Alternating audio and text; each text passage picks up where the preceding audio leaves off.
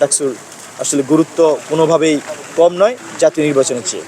ঢাকা বিশ্ববিদ্যালয় প্রশাসন দীর্ঘদিন যে দেরি করেছে, আমরা মনে করছি জুলাই অভ্যুত্থান পরবর্তী সময় এখানে একটা সহাবস্থান রাজনীতি তৈরি হয়েছিল এবং শেষ পর্যন্ত এসে এখন আমরা দেখছি যে নির্বাচন কমিশন ঘোষণা করেছে প্রশাসন, আমরা সেটাকে সাধুবাদ জানাই। কিন্তু যে সংস্কার প্রস্তাবনা দিয়েছে সেখানে সম্পাদক পদ আমরা দেখেছি যে সম্পাদক পদ বাড়িয়েছে, আবার কিছু সম্পাদক পদে চেঞ্জ এনেছে এবং সেগুলো সবগুলো যোগ্য উপযোগী এবং সেই বিষয়গুলো আমরা ইতিবাচকভাবে দেখছি। পাশাপাশি এখানে সবচেয়ে কনসার্নিং যে বিষয়, ডাকসুতে আসলে যে বয়সের বিধি আমরা দেখেছি শিক্ষার্থীদের মধ্যে যারা নিয়মিত শিক্ষার্থী তারা চায় তাদের প্রতিনিধি হিসেবে নিয়মিত শিক্ষার্থীরাই থাকুক, যারা আসলে তাদের পালস বুঝবে। কিন্তু দুঃখজনকভাবে বিশ্ববিদ্যালয় প্রশাসন কেন আসলে এই ধরনের সিদ্ধান্ত নিয়েছে, বয়সের বিধিনিষেধ উঠিয়ে দিয়েছে, এটা আসলে আমাদের বুঝে আসছে না। এবং সেখানে বিশ্ববিদ্যালয়ের শিক্ষার্থীদের মধ্যে এক ধরনের এটা নিয়ে বলা যায় যে দ্বিধাদ্বন্দ্ব তৈরি হয়েছে। আর এছাড়া ডাকসুর ক্যাম্পাসে যেই স্বাভাবিক পরিস্থিতি ছাত্র সংগঠনগুলোর মধ্যে সহাবস্থানে সেটা বিরাজমান আছে এবং শিক্ষার্থীরা আশাবাদী একটা সুন্দর সুষ্ঠু ডাকসু তারা পাবে। আর গতকালকে আপনারা দেখেছেন যে ছাত্রলীগ তারা স্লোগান দিয়েছে, মিছিল করেছে এবং ক্যাম্পাসে ককটেলও পেয়েছে।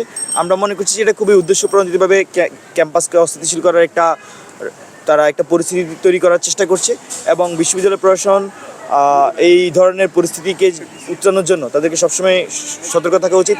পাশাপাশি আপনাদের মাধ্যমে রাষ্ট্রীয় প্রশাসনকে আহ্বান জানাবো, যে সকল স্থানে এই নিষিদ্ধ ছাত্র সংগঠন, ছাত্রলীগ বা নিষিদ্ধ আওয়ামী লীগ তাদের কার্যক্রম পরিচালনা করার সুযোগ আছে, সেই সব স্থানে কিন্তু আগে থেকে তারা যাতে নিরাপত্তা জোরদার করে। বিশেষ করে ঢাকা বিশ্ববিদ্যালয়ে গতকালকে সেই ঘটনার পর আমরা দেখেছি যে বিভিন্ন পয়েন্টে ঢাকা বিশ্ববিদ্যালয় প্রশাসন কিন্তু নিরাপত্তা বৃদ্ধি করেছে। পুলিশ কালকে রাতে আমরা দেখেছি যে তারা ক্যাম্পাসের প্রবেশমুখগুলোতে তাদের সর্বোপস্থিতি ছিল এবং আমরা মনে করি যে ক্যাম্পাসের নিরাপত্তা নিশ্চিত করার জন্য প্রশাসনের এই ধরনের উদ্যোগ যাতে সামনের দিনে চলমান থাকে সেটা আমাদের আহ্বান থাকবে। ডাকসু নির্বাচন কেন জরুরি তার জন্য আমরা যদি একটু পিছন দিকে তাকাই, ছাত্রলীগ এখানে দখলদারিত্ব রাজনীতি কায়েম করেছিল এবং তার মধ্যে দিয়ে তারা হলগুলোতে গেস্ট রুম গণরুম চালিয়েছে, শিক্ষার্থীদের উপর নির্যাতন করেছে, জোর করে তাদেরকে মিছিল মিটিং এনেছে এবং এক ধরনের না একদম সরাসরি পেশি শক্তির যে রাজনীতি তারা সেটা এই ক্যাম্পাসে বাস্তবায়ন করেছে এবং সারা দেশে আওয়ামী লীগের লাঠিয়াল বাহিনী হিসেবে ছাত্রলীগ কিন্তু কাজ করেছে, যার মধ্যে আমরা একটা ফ্যাসিবাদী সিস্টেম দেখেছি বাংলাদেশে গড়ে উঠেছে।